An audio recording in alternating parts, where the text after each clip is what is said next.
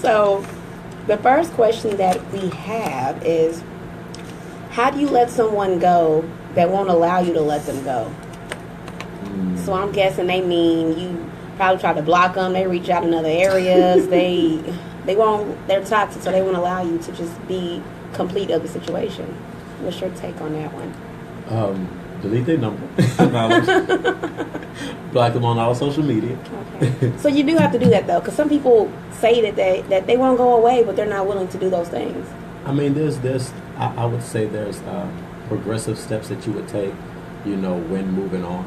Not everybody is block worthy, if you would. Exactly.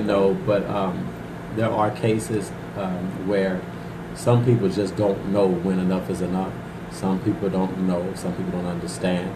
Listen, you really don't want to be with them. And if that's the case, then of course you need to make extreme measures. Listen, look, fella, I'm gonna need you to go over there and do your thing. Leave me alone.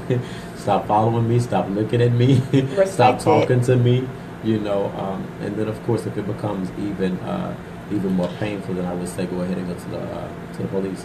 Yeah. But on the flip side, a less toxic way, it depends on what you mean by that person won't let you let them go. Yes.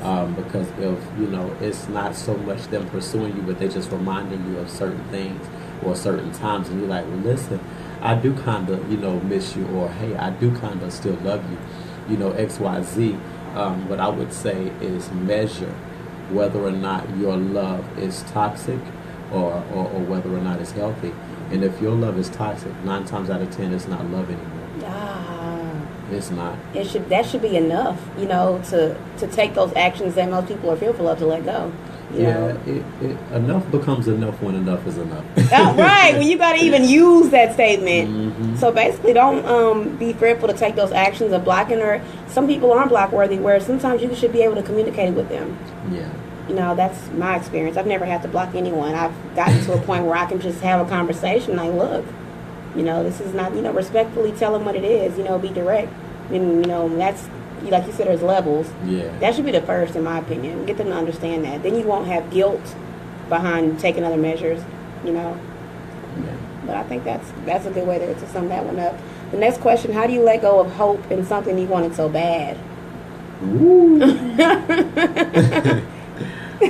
You take that one. I'm an expert when it comes to that one. All right.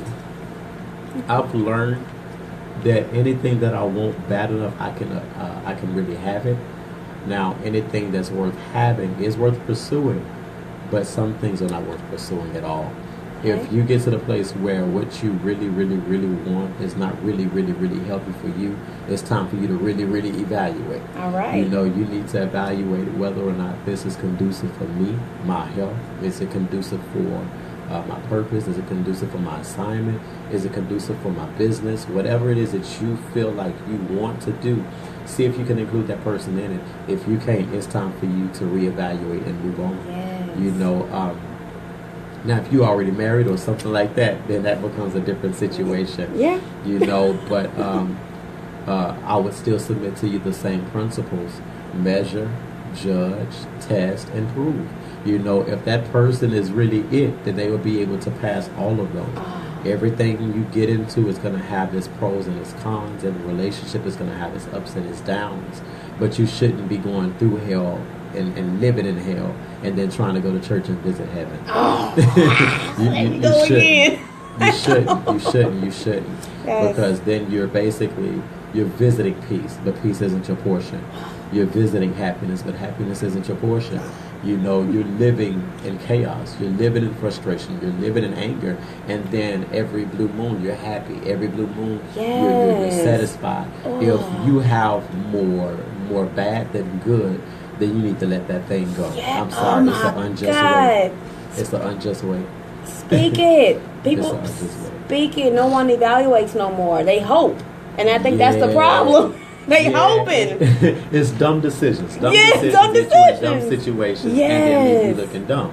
Yes. You have to stop hoping and really evaluate that, like you said, that person fits. And then even if you're in the situation, the good and the bad, that means something. But, most people try to justify the bad, though.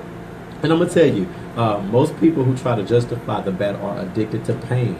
They're addicted to the role that pain plays in their life. For example, if you, let's say, for example, you are crazy or psychotic. You know, when I say psychotic, that don't mean that you're delusional. It just means that you see things a little bit differently, and it makes you crazy in the eyes of some people. What happens is you try to, within your own right, within your own mind, you try to justify exactly what's going on. Right. So you justify your reason for pain, you justify your reason for unhappiness, you justify your reason for anger, and then you even get to the place where you justify their actions and say, well, maybe I deserve to be slept up, maybe I deserve to be talked about, maybe I deserve to be mistreated, you know, and honestly, nobody really deserves it, you know, and oftentimes on the flip side, oftentimes when you've sown so much, it's time for you to reap. And I hate to say it like that. But when you've sown so much discourse, so much hatred, so much anger, so much animosity in a relationship, you cannot just want to jump out of it simply because you've done all of this hell. Now that you want to be, you know, holier than thou, you think all that hell is going to disappear. No, it's time to work. Now you have to go back and face what you've created, you know, and you can't get angry, you can't get upset, and you cannot grow impatient when you started it. You have to diffuse that fire that you sparked up. You be a part of the, you're a part of the process when you've accepted it. At that point. Exactly. Speak it. I know people mad at that. Yeah, no, they mad. Yeah, especially us as Americans. Naturally, our thing is, you know, or our motto is, I can cause hell, but you better not put me through it. You know, and that's extremely ignorant and it is dumb. Period. You know, because and my mom used to tell me this all the time. You can't dish out what you're not willing to reap. If you don't want nobody doing it to you, don't do it to them. You know, and on the flip side, if you know for a fact that you ain't did nothing, move around. I promise you, move around. Enough becomes enough when you're tired of bleeding, when you're tired of going in circles, when you're tired of going on this merry-go-round and getting sick. Listen, I promise you, emotional health will damage your physical health. It will. And you will find yourself in a grave before you know it. Yes, you better speak that. Before you know it. You better speak that. And Jesus ain't going to answer everything with you just hucking and bucking and shouting and talking, Jesus, Jesus, Jesus, Jesus. Listen, hear me. You can scream Jesus all you want to. That man going to keep slapping you upside your head until you're done getting slapped upside your head. Yes, you have to be done. You have to do some of the work. People think they're going to instantly just be removed. Like, you have to take the action. You know, and then you can trust him from there. But something has to be done on your part. And God won't deliver you from a place that you want to be. I don't know why we try to, we paint this picture like God is some, he's Genie. some egotistical man who just comes and messes with us and say, I don't want you here, so I'm going to pick you up. No, God doesn't do that. If you want to go to hell, he's going to let you. You know, if you want to go through hell, he's going to let you. Most definitely. You know, and so with all of that being said, stop getting angry at God when you allowed yourself to go through the situation. You didn't ask him to get in a relationship in the first place, so don't get mad at him when you want him to get you out of it. Yes. Oh, speak that. This brings me to the next question. How do you know when a situation is something that God designated for you? Ooh, now that one becomes complex because it can go one or two ways. Okay. Oftentimes, and I'm going to just try to give scenarios. Hopefully they'll fall off in one of these. But oftentimes, if God destined you to be with someone, sometimes you're going to go through a lot of hell. But on the flip side, if God did not destine you to be with someone, guess what? You're still going to go through a lot of hell. That's why it's hard. How do you know? So the difficult side of things is, how do you decipher which is which? Yes. The answer that I will give you is know when the enemy is attacking you and when God is trying to protect you. The enemy's hand is extremely clear. It's always wrapped up in your desires. When God is trying to protect you, it hurts because it may be what you want, but it may not be healthy. And God will never allow you to go into a situation blindly. He won't allow you to walk into something with no kind of warning. And so if you find yourself in a situation and you are angry and you're like, why am I still in this? Why am I still going through this? I would ask you, did God try to get you out of it? Yes. And what was your response? Because God works in mysterious ways. Sometimes family be like, listen, she ain't the one. Yes. He ain't the one. Sometimes friends will be like, listen, I know you love XYZ, but XYZ ain't what's gonna be good for you. XYZ gonna get you locked up. XYZ gonna get you put in the grave.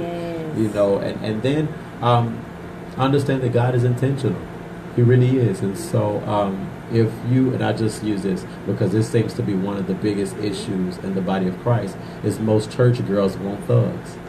Really? Most church girls want thugs, and most thug females or divas want a God-fearing man. I'll put it like that. That's true. You know, if they don't really know much about God, but they love Him, they want a God-fearing man. And then the ones who say they know the most, but don't really know if they love God or not, they want a thug. Yeah. You know, and the reason why is because they think that all the men in the church are gay and all of that. But I'm gonna leave that alone. Yes, because you go. But the reason why it becomes complex is because you go outside looking for something that you need, when what you need is in the house. Yes. What you need is in the house. Yes. You know, and so if you don't really know if this person is for you, I would tell you, ask God, what is your purpose? What is your vision? What does He have for you? What is His plan for you? And then look at the person that you with and say, do you match any of this? Do you match? Can you add to me, or will you take away from me? If this person becomes a distraction, 9 times out of 10, that was not sent by God. If your spouse becomes a distraction to your ministry, to your business, to your job, that's not God at all, because everything that God does enhances the first thing He's done. When He created man and then created woman, He took woman out of man to enhance man, because there was a piece of man that He hadn't tapped into yet. I'm going to leave it alone. That just made me happy. But there's a piece of man that Adam hadn't tapped into yet. The reason why we know this is because it says he was alone. Yes. And so everything that God gave him, he had in him. Yes. But he was still alone because what was in him had not came out of him. Yes. And what happened? She brought that. Exactly. Are y'all paying? And so a wife, and I don't know how we got here, but a wife. Yeah, we moved. I guess we might as well. But a wife is not to add sorrow to her husband, but praise to him. If you ever, and this is for those of you who are women out there, and you really, really, really, really, really want your man to be the greatest, I dare you to praise him. Yes. And stop walking around like he's the worst scum on earth. Listen. Look, I started looking around. I'm like, okay, you have to go further. I'm telling you. Praise him. Some women with egos will probably say, praise him. Listen, and that's what I'm going to get to. Okay. Especially African American women. African American women have a strong mentality and personality. And so you can't just tell them to do X, Y, Z. They're going to be like, why? No, why? For what? Right, you know? exactly. But when you are dealing with, when you're dealing with a woman who wants to be a lady, then things become different, because then she understands the power in submission. Submission gets things done, watch this, where your ego can't. Submission gets you into places your ego can't get you to. Submission gets you access to things your ego won't get you access to. If you walk around with your head held up and you can't be talked to, you can't be looked at, I promise you will 9 times out of 10 be alone, or you'll be in a marriage that's going to be extremely uncomfortable. You have to learn how to praise your man, you know, and I'm not telling you to worship him, I'm telling you to praise him. That word praise means to edify. You have to build him up. You have to add to him. Listen, baby, you smell good today. You know, I like that shirt. That shirt look nice on you. Yes. Look. Oh, I like how you picked up them groceries. You got muscles. You see what I'm saying? Okay. Small things. Those They're little not. things. It's not really much. But what you do is you create an atmosphere for affirmation, so that he can move and operate in his greatest. Yes. You cannot get mad at a man for not functioning at his greatest when all you give him is his worst. Yes. Now let's reverse this, because you know it's always about the what about the women? Well, see, that's the thing. It's always about the women. Because the women are it's always so much the ones about who... be submissive to your man. Okay, watch this. On the flip side, it's extremely discomfortable or uncomfortable for a man to give to a woman who takes from him all the time. Okay. So if you want your husband to bless you, or to give you what you want, or to praise you, watch this, create an atmosphere for him to do it in. Because I promise you, men, we are sowers. We are. We are plows. What we do is we undergird whatever you have there. We're gonna dig. We're gonna dig and dig and dig until we find it. Don't believe me? That's for every man, saved and unsaved. Watch Okay. this. You go find a thug. He gonna try to unravel you as quick as he can. Yeah. And listen, before you know it, you're gonna be gone. Yeah. But does it apply to singles and people who are Absolutely. married? Like, Absolutely. If you are a woman, and I guess I have to answer two questions. If you're a woman and you want to be married, my first question for you before you even get into that conversation will be, why do you want to be married? The reason why I say that is because if you want to be married but don't know why, you will get married and be frustrated while in it. right. Because you got married for the wrong reason. Right. If you want to get married to build or to grow, you're tired of going in and out of relationship, I understand. But are you capable of handling the pressure that comes with marriage? Because you can't just say whatever you want to say. You can't do whatever you want to do. You can't go wherever you want to go. You can't have whatever you want to have. And so if you are single and you want to, I guess, get married or move into a relationship, my thing would be develop yourself. Get yourself relationship ready. It's like getting fireproof. You have to prepare yourself. Because relationships go through hell. They do. Yes. And what you see is not always what you get. You have to constantly date. You have to constantly collect data from the person that you are with. That word. Because that word date means to collect data. Oh, You are learning a person, collect and the Greek date means to collect data. Collect and so data. if you if you want to date someone, you have to be willing to learn someone. You cannot be frustrated by what you see for face value. Oh, so speaking on dating, so and submissiveness, does any of this apply when you're dating, when you're collecting data? Like you're collecting the data, so are you showing the guy that the man that you're going to edify them? Like, you're supposed to prepare yourself? Like, how should a woman be when she's dating? I had a show about this, but I would love your perspective on that, because how should she be in that situation? There's two ways, and I'm going to be extremely cautious how I answer No, this. answer how you want. Say it. There's two ways. Okay. The first thing I would say is if you don't give him enough, you will never get married. Okay. If you give him too much, you may never get married. Exactly. So what you have to do is give him a healthy balance. You have to show him that you can submit before he wants you. Now, let me explain that. When I say you got to show him that you can submit, that means when he says something, you have to be willing to listen and not so quick to rebuttal. Oh. Because no man wants to get into the wrestling match with his woman unless they making love. And if you got to fight every single day, I promise you will lose that man. Whether he's good or bad, no man wants to go through that. And so if you are a lady and you want to do, or you want to be married, or you want to get in a relationship, or you're dating and you want to take it to the next level, prove that you're ready to go to the next level. That don't mean that you put pressure on him. Because if you put pressure on him, he will bust a pipe. I promise you, he will bust a pipe. Pressure busts a pipe. And so what happened is he will either A, lash out on you, B, walk away from you, or C, trap you and then walk away from you. Oh. And Yes. that's because he's going to teach you either how to submit, or he's going to teach you that he can find somebody who will. Oh, yes. But how long must somebody wait or date? Because you said don't pressure. So how long should she wait? That's a good question. I would say each person is different. For me to put a timestamp on it would actually be ignorant on my behalf, because I don't know how much you've been through, and I don't know how much he's been through. Each person is ready to get married on their own time according to their own history. A lot of people have been extremely damaged. It doesn't mean that they're not ready to get married. It means that they're still bleeding. And so before you can let somebody leave the hospital and go and move into your house, you have to make sure that they're fully whole. If your heart is bleeding or you still opened up, listen, I promise you, your marriage will not work, because the person that you married today will not be the same person you see tomorrow. Yes. Because the person that you see today is broken. The person that you see today is angry. The person that you see today is frustrated.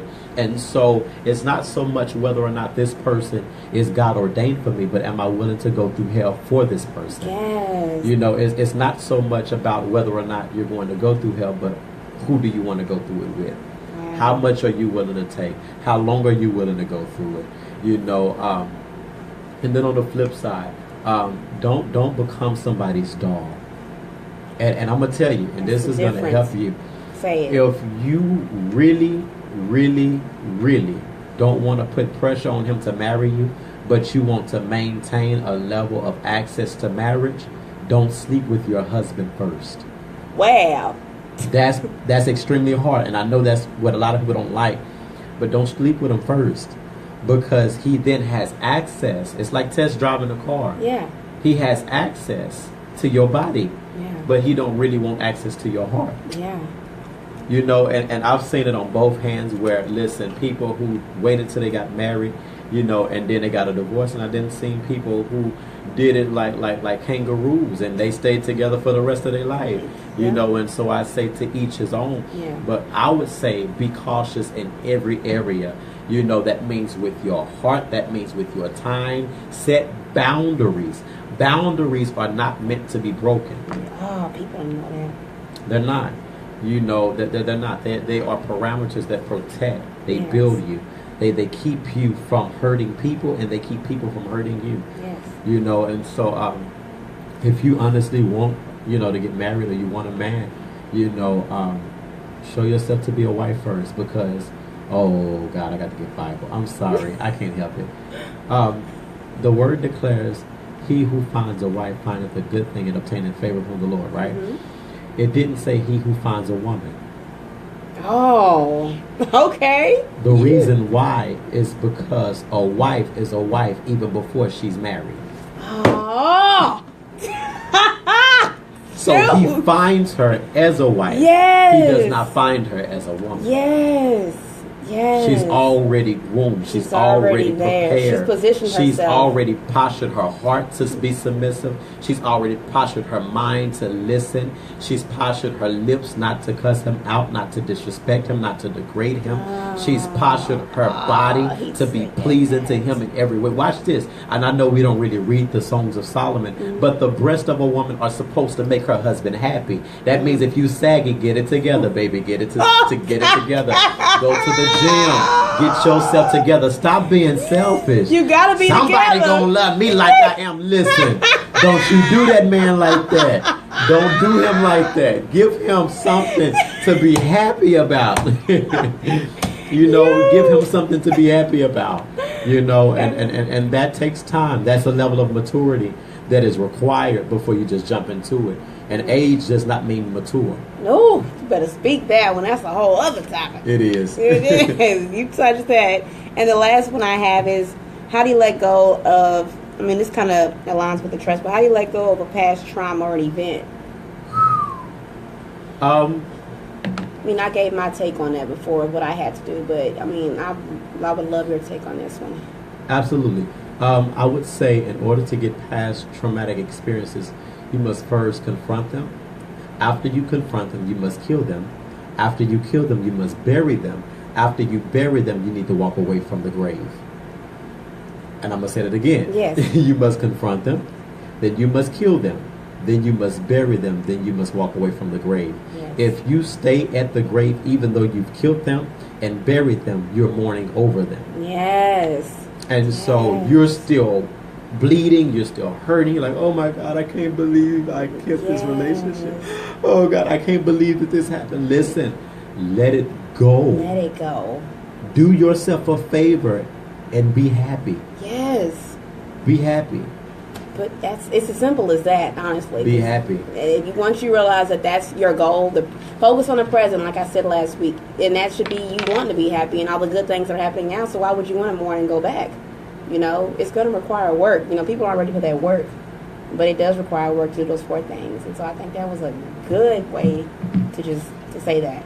So I had the awesome opportunity to have Jonathan Bush do Q&A with Jay. He tore that one up, though. So